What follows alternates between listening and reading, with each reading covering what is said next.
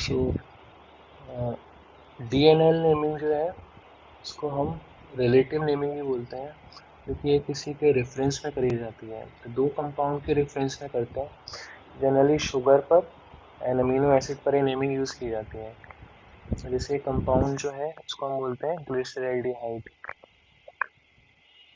तो ये है ग्लिसरैल्डिहाइड। इसमें नेमिंग देखिए कैसे करनी है आपको। सबसे पहले जैसे जैसे आप ऑर्गेनिक आप पढ़ेंगे तो आपको समझ में आएगा कि जो ऑक्सीडेशन प्रोसेस होता है, ऑक्सीडेशन मीन्स क्या होता है, थोड़ा बहुत आप जानते भी होंगे, 11th में आपने पढ़ा होगा। एडिशन ऑफ ऑक्सीजन और we can say removal of hydrogen is also oxidation. जिससे सबसे रिड्यूस फॉर्म होता है एल्केन, क्योंकि इसमें सिर्फ हाइड्रोजन है। एल्केन को आप ऑक्सीडाइज करेंगे, एक ऑक्सीजन ऐड कर दो उसमें, एक ऑक्सीजन आ गया मतलब ऑक्सीडेशन हो गया, तो अल्कोहल बन जाता है। दो हाइड्रोजन निकाल दीजिए तो क्या बन जाएगा, एल्डिहाइड। अल्कोहल से एल्डिहाइड बनता है। एक ऑक्सीजन और ऐड कर दीजिए तो क्या बन जाएगा, कार्बोक्सिलिक एसिड। तो अगर हम यहाँ पे ऊपर की तरफ जा रहे हैं, इसका मतलब प्रोसेस कौन सा हो रहा है हमारा, ऑक्सीडेशन हो रहा है। तो मैं बता इस वजह से रहा हूँ कि नेमिंग करते टाइम ध्यान रखिएगा, most oxidise form vertical line में होना चाहिए और टॉप पर होना चाहिए।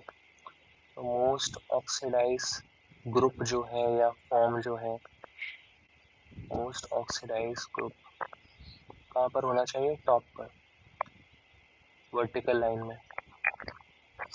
नीचे यहाँ पे क्या हो सकता है, यहाँ कुछ भी हो सकता है। बॉटम में लॉन्गेस्ट कार्बन चेन जो है वो वर्टिकल लाइन में होनी चाहिए। तो लॉन्गेस्ट कार्बन चेन जैसे IUPAC में आप करते हैं, लॉन्गेस्ट चेन वर्टिकल लाइन में होनी चाहिए। तो हॉरिजॉन्टल में क्या होना चाहिए, हॉरिजॉन्टल में HOH होना चाहिए, राइट। तो बस इतना काम करना है आपको। अगर आपसे कोई बोले कि CHO हॉरिजॉन्टल में है तो फिशर प्रोजेक्शन में आप जानते हैं मैनिपुलेशन किया जा सकता है। दो चेंज कर दीजिए किसी तरह और मॉलिक्यूल को इस फॉर्म में ले आइए, नेमिंग कर दीजिए। तो अब अगर OH आपको राइट साइड दिख रहा है तो वो कैपिटल D फॉर्म है, तो ये डीग्लिसरैल्डिहाइड है। और अगर मान लीजिए बिल्कुल ऑपोजिट होता है, ऐसा होता OH ऑपोजिट लगाए, H CHO ऊपर ही होना चाहिए, CH2OH बॉटम में होना चाहिए, तो इसको आप क्या बोलेंगे, एल फॉर्म, राइट। ऐसे ही अमीनो एसिड में नेमिंग करा जाता है एलानीन के बेसिस पर, एलानीन। तो एलानीन क्या होता है, अमीनो एसिड का फॉर्म है। तो एलानीन में तो COH होता है, HNH2 लगा रहता है और यहाँ पे CH3 होता है। अगेन वही कंडीशन है जो मैंने आपको बताई, COH मोस्ट ऑक्सीडाइज फॉर्म कहाँ पर होना चाहिए, वर्टिकल लाइन के टॉप पर, oxidise group, longest carbon chain vertical line में, वहाँ OH था, यहाँ NH2 होता है, बस राइट है, इसका मतलब क्या बोलोगे, ये डी एलानीन है। और अगर ऑपोजिट होता यानी कि ऐसा होता, NH2 H COH and CH3 and this one will be L alanine, right. इससे मैं एक एग्जांपल करके आपको दिखा देता हूँ। जैसे JEE में क्वेश्चन आ चुका है, तो उसने आपको ग्लूकोज का स्ट्रक्चर दिया था, तो उसमें डी ग्लूकोज दे रखा था, पूछ रहा था एल ग्लूकोज क्या होगा। तो ग्लूकोज का फॉर्मूला जानते हैं क्या होता है, C6H12O6 ग्लूकोज होता है। तो इसका हमें डी फॉर्म दे रखा था उसने, तो कुछ ऐसा होता है, ग्लूकोज CHO ऊपर होता है और बॉटम पे होता है CH2H, बीच में सब HOH लगे होते हैं। HOH थर्ड वाला जो कार्बन होता है उसमें OH ऑपोजिट होता है। होना ही चाहिए। अगर थर्ड पे OH नहीं है ऑपोजिट तो वो ग्लूकोज नहीं है, वो कोई और कंपाउंड है, उसका कोई स्टीरियो आइसोमर है। तो ये 6 कार्बन हो गए हमारे पास। तो इसका रेफरेंस देखिए, इसकी नेमिंग क्या है अभी, CH2OH, HOH और A group, OH right side में, इसका मतलब ये क्या है अभी, D फॉर्म है, राइट। अगर मुझे इसका L फॉर्म बनाना है तो मिस्टेक क्या करते हैं स्टूडेंट, वो सिर्फ बॉटम वाले पोर्शन को बदल देते हैं। तो क्या बोलते हैं कि OH को अपोजिट कर देते हैं यहाँ पर और बाकी सबको वैसे ही लगा देते हैं। तो ऐसा नहीं है, DNL भी एंटियोमर होते हैं, पूरा मॉलिक्यूल बदलेगा। तो जितने OH राइट में थे वो सब लेफ्ट में जाएंगे, इसका मतलब सिर्फ थर्ड वाला जो होगा वो राइट में जाएगा। तो ये ध्यान रखिएगा, सारे ग्रुप को आपको बदलना है, सिर्फ एक कार्बन को नहीं। इसका मतलब ये क्या होगा, L ग्लूकोज होगा।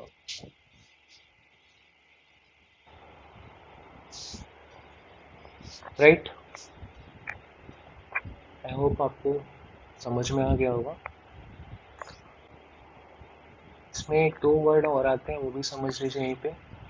एक आता है CO वर्ड, आपको कब यूज करना है, और दूसरा आता है एराइथ्रो, ये भी आ चुका है जे में,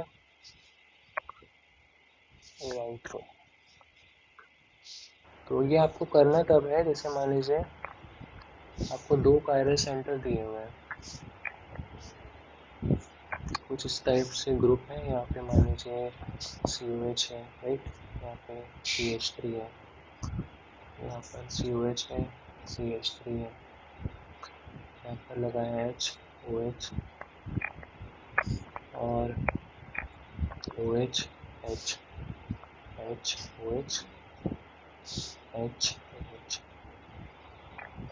ठीक है। तो अभी ये पीछे मैंने आपको एग्जांपल ये करके दिखाया था ऐसा। तो अगर आपके जो ग्रुप हैं, सिमिलर ग्रुप ऑपोजिट आ रहे हैं, तो उसको हम 3O आइसोमर बोलते हैं, और अगर ग्रुप सेम आ रहे हैं तो उसको इसमें हमें DNL नेमिंग करनी है और साथ में RS नेमिंग भी कर लेंगे। तो DNL नेमिंग के मैंने आपको रूल ये बताए थे कि मोस्ट ऑक्सीडाइज फॉर्म जो होना चाहिए वो वर्टिकल लाइन पर टॉप पर होना चाहिए, मोस्ट ऑक्सीडाइज ग्रुप जो होगा, राइट। NH2NH होने चाहिए किस लाइन पर, हॉरिजॉन्टल लाइन पर, and longest carbon chain vertical पे होनी चाहिए। तो ये लॉन्गेस्ट कार्बन चेन जो है ये मुझे किस पर चाहिए, वर्टिकल लाइन पर चाहिए। तो इसको हम चेंज करते हैं थोड़ा, जिससे कि ये हमारे नॉर्मल फॉर्म में आ जाए। COH को मैं ऊपर भेजूँगा मोस्ट ऑक्सीडाइज फॉर्म में, तो NH2 कहाँ पे आ जाएगा, राइट में आ जाएगा, राइट। एक चेंज कर चुका हूँ मैं अभी तक, 2 को मैंने बदल दिया। एक और चेंज करते हैं H और उसको, तो इवन चेंज हो जाएगा, 2 चेंज, और इवन चेंज पे मॉलिक्यूल आइडेंटिकल होता है। इसका मतलब ये दोनों आइडेंटिकल मॉलिक्यूल हैं, सेम हैं, क्योंकि मैंने 2 चेंज किए हैं। आप RNS नेमिंग से भी पता कर सकते हैं। देखिए फर्स्ट प्रायोरिटी इसकी होगी, फर्स्ट इसकी होगी, सेकंड इसकी होगी COH की, थर्ड इसकी होगी R होगा ये, क्योंकि फोर्थ प्रायोरिटी वर्टिकल में है। इसमें भी देखिए R नेमिंग आएगी, 1 2 3 S लग रहा है, हाइड्रोजन हॉरिजॉन्टल में R है। तो वही मैं बोल रहा था, ये मॉलिक्यूल आइडेंटिकल है क्योंकि मैंने इवन चेंज किए हैं इस वजह से, राइट। तो मैंने इसको उस फॉर्म में बना लिया जिससे कि मैं ईज़िली DNL फॉर्म देख पाऊँ इसका। अब हम देख सकते हैं COH ऑक्सीडाइज फॉर्म ऊपर है, लॉन्गेस्ट कार्बन चेन भी किस फॉर्म में है, आपकी वर्टिकल लाइन में है, और NH2 राइट में आ रहा है। इसका मतलब ये कौन सा फॉर्म है, D फॉर्म है, राइट। नेमिंग में R है और वैसे D है, RNS नेमिंग में R, DNL में D। एक चीज़ ध्यान रखिएगा, नेमिंग RNS नेमिंग भी की जाती है, DNL नेमिंग भी की जाती है एंटियोमर के लिए, और एक स्मॉल d होता है, स्मॉल l होता है, जिसको प्लस और माइनस से भी रिप्रेजेंट करते हैं। ये दोनों ऑन पेपर की जा सकती है, राइट।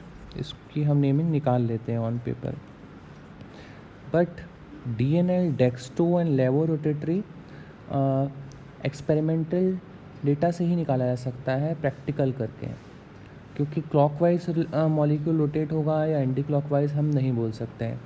तो ये आप थ्योरेटिकली नहीं बता सकते हैं, प्रैक्टिकल से ही बता सकते हैं।